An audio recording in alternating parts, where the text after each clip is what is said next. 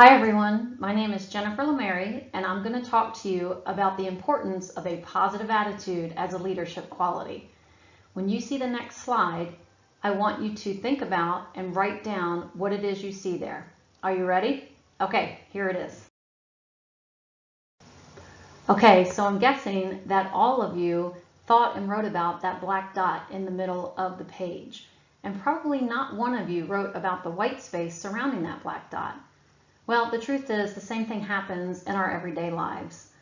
We wake up every day with a blank slate and the ability to celebrate and be positive about all the great things around us, and yet we tend to focus on the dark spots. Things like the money we don't have, or the boss that wasn't fair to us, or maybe even a bad grade that you got on a test or an assignment.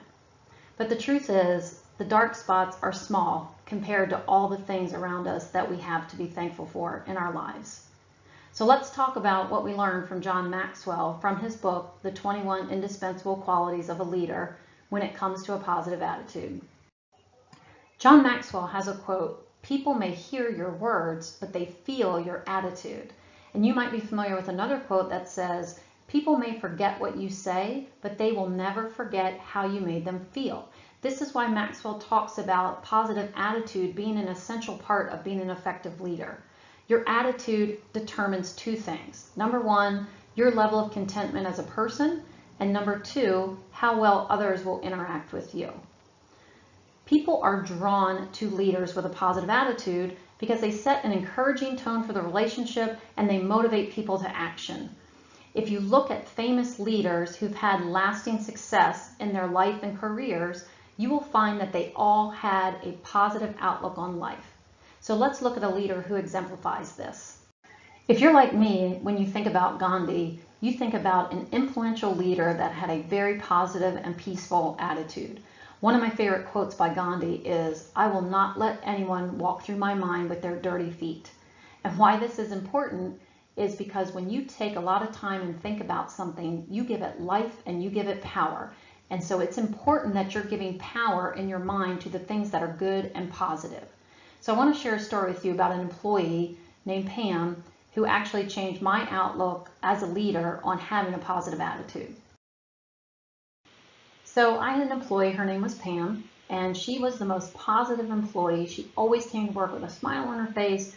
Everyone loved to work with her. I'm sure you guys have a Pam somewhere in your life too that you can think about. So one day I asked her, "Pam, how is it that you come to work every day so positive despite all the things that you have going on in your life?" And she said, "Jen, it's very simple." She said, "I do three things. I surround myself with positive people. I have positive affirmations I give myself every day, and I listen to positive messages on the way to work." I said, "Wow." I was like, "That's so easy. We can incorporate that every day into our department here at work." So that's what we did. I called it the PAM principle. So what is the PAM principle? It's very easy. The P stands for positive people. I would have a meeting with my department every day to review what we needed to get done that day. At the end, I asked them, "Can we do this?" And they would all respond, "Yes, we can."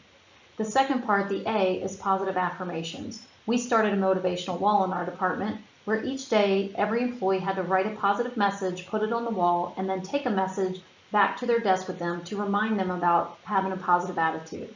The third is the M, which is positive messages. I am very inspired by music, so I would play a song to my employees in the morning to get them started for the day, something like "Eye of the Tiger" or "Hall of Fame" by The Script, something that would get them pumped up and getting started in the right direction for the day.